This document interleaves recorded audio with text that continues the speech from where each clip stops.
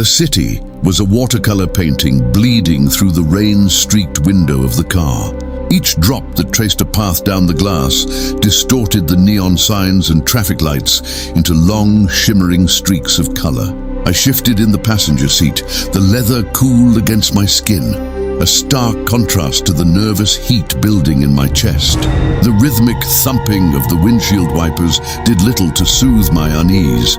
It felt more like a countdown, each sweep marking a moment closer to something I couldn't name, but deeply dreaded. My breath fogged a small patch of the window, momentarily obscuring the blurry world outside.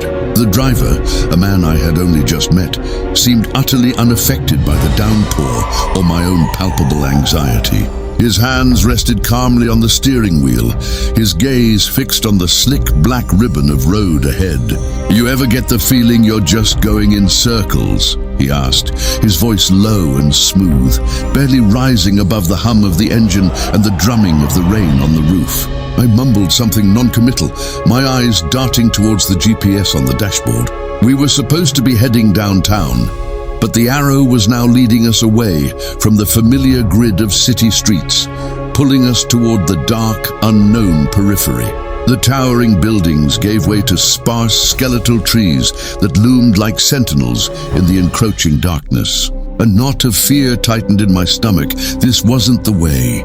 Just as I was about to voice my concern, a sharp, definitive click echoed through the car's interior. My heart leaped into my throat. The doors were locked. I instinctively reached for the handle, my fingers fumbling against the smooth, unyielding plastic. The driver didn't even turn to look at me. He just kept his eyes on the road, a faint, almost imperceptible smile playing on his lips. "Don't worry, we're almost there," he said, his tone chillingly serene.